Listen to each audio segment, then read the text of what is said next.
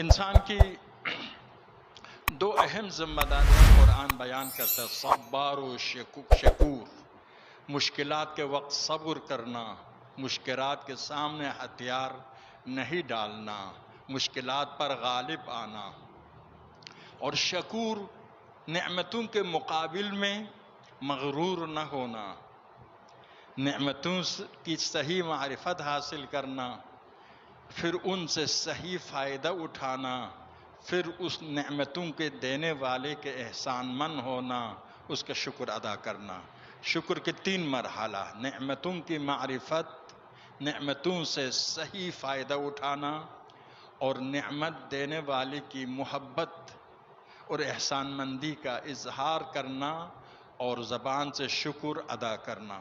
حضرت امام ان دونوں میدانوں میں سرآمد روزگار تھے۔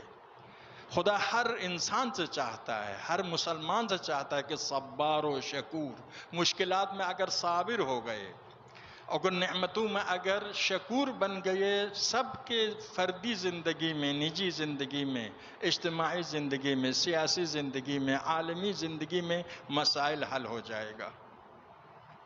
لیکن ہم سننے کا عادی ہے، عمل نہ کرنے کے بھی عادی ہے۔ حضرت امام کو جو نعمتیں ملی اس کا شکر ادا کیا، مصائب پر صبر کیا، نعمتوں پر شکر۔ آپ جانتے ہیں بچپن میں آپ کے والد شہید ہو گئے، انقلاب کے نزدیک آپ کا بیٹا جب شہید ہوا، فرمایا از الطاف خفیہ الہیس، یہ خدا کا لطف ہے، خدا کی مہربانی ہے۔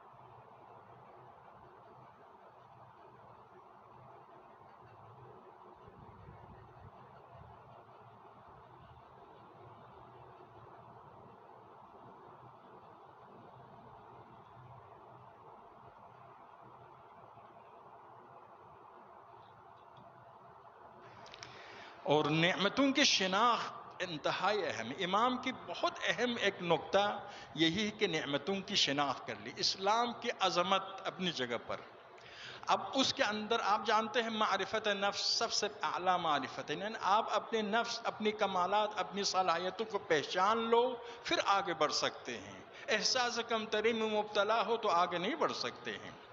اسی طرح سے ہمیں اپنی قوم کے اندر، امت کے اندر جو صلاحیتیں ہیں اس کو پہچاننا ہے، پہچاننے کے بعد ان سے کام لینا ہے، کام لے لے تو مقصد تک پہنچ سکتے۔ اسلام ایسا جامع دین ہے، ابدی دین ہے، جامع دین ہے، کامل دین ہے، عقلائی دین ہے، فطری دین ہے، خدا کی طرف سے کامل ترین برنامہ آسمانی ہے۔ تو امام نے اس دین سے بھرپور فائدہ اٹھایا، اسلامی حکومت کو دوبارہ بنانے کے لیے، دوبارہ مسلمانوں کے اس ذمہ داری کی طرف متوجہ کرنے کے لیے۔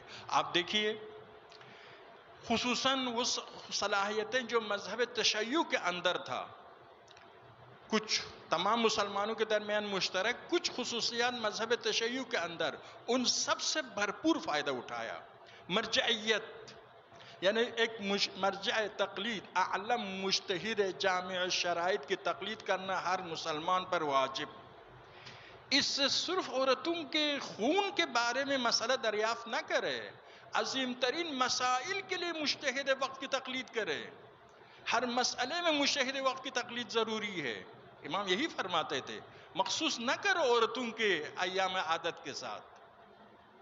دیکھیے تقلید اور مرجعیت کی اس نعمت کو آپ نے پہچان لیا، جان لیا، امت کو اس کی طرف متوجہ کر لیا۔ ایران کے ناصر الدین شاہ جب اس کے خلاف تمباکو کے مسئلے میں بغاوت ہوئی تو اس کی بیوی نے اس کے سامنے سے حقہ چھین لیا، کہا کیا کر رہی ہو؟ کہا کہ جس نے مجھ کو تجھ پر حلال کیا ہے اسی نے حقہ پینے کو حرام کیا ہے۔ اس حد تک مرجع تقلید کی اہمیت ہے۔ اسی لیے ایک آدمی اپنی خلوت میں بھی مرجع تقلید کی توضیح المسائل رسالہ کے خلاف کام نہیں کرتا اپنے خلوت میں، یعنی وہ سمجھتا ہے کہ میں اگر مرجع تقلید کے حکم کی خلاف ورزی کروں تو خدا کے نافرمان ہوں۔ اس حد تک مراجع تقلید کی اہمیت، امام نے اس نعمت کو کشف کیا، اس نعمت سے بھرپور استفادہ کیا تاکہ اسلامی نظام قائم کرے معاشرے میں۔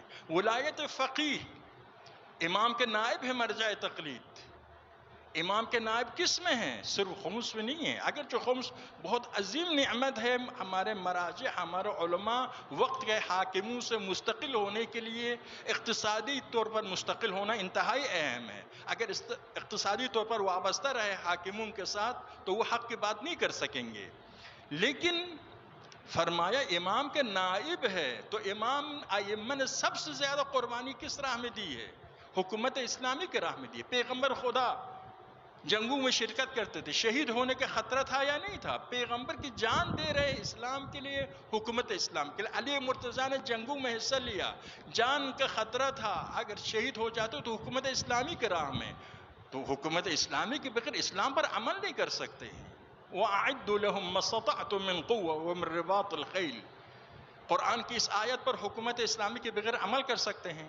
لَن يَجْعَلَ اللَّهُ لِلْكَافِرِينَ عَلَى الْمُؤْمِنِينَ سَبِيلًا، کافر کو مومنین پر کوئی تسلط نہیں ہے، تسلط کا حق نہیں ہے۔ کیا اس پر حکومت اسلامی کے بغیر عمل کر سکتے ہیں؟ اس قسم کی دسیوں آیات ہیں۔ وَمَن لَّمْ يَحْكُم بِمَا أَنزَلَ اللَّهُ فَأُولَٰئِكَ هُمُ الظَّالِمُونَ وَمَن لَّمْ يَحْكُم بِمَا أَنزَلَ اللَّهُ فَأُولَٰئِكَ هُمُ الْفَاسِقُونَ وَمَن لَّمْ يَحْكُم بِمَا أَنزَلَ اللَّهُ فَأُولَٰئِكَ هُمُ الْكَافِرُونَ۔ دیکھیے امام نے ولایت فقیہ جو مراجع تقلید کے لیے ثابت ہے اس کو اجاگر کیا۔ اس کا تقاضا یہ ہے، حکومت اسلامی قائم کرنے ولی فقیہ کی بھی ذمہ داری، امت کی بھی ذمہ داری ہے کہ اس کی اطاعت کرے۔ رمضان کے روزہ کاٹر سے فرماتے، کاٹر تم ہمیں ڈراتے ہو بھوک سے،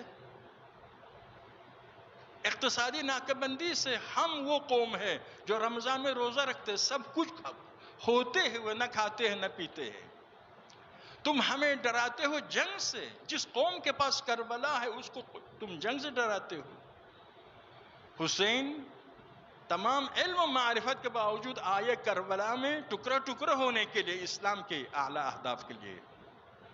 تو اسی لیے امام نے ان تمام نعمتوں سے اور بہت سے مسائل ہے، نماز جمعہ کو حکومت اسلامی کی طاقت کے لیے استعمال کیا، دعاؤں کو، حج کو، کل امت مسلموں کو بیدار ہونے کے لیے، اگرچہ امریکہ کے پٹونے برداشتنی کے وقت آ گیا ہے۔ تو عرض یہ ہے کہ نعمتیں سب کچھ ہے، صلاحیتیں سب کچھ ہے امت کے درمیان، لیکن ان نعمتوں سے استفادہ کرنے کے لیے صالح قیادت کی ضرورت ہے۔ صالح قیادت حضرت امام خمینی جیسی قیادت، رہبر معظم انقلاب جیسی قیادت کی ضرورت ہے۔ وصلی اللہ علی محمد وآل محمد۔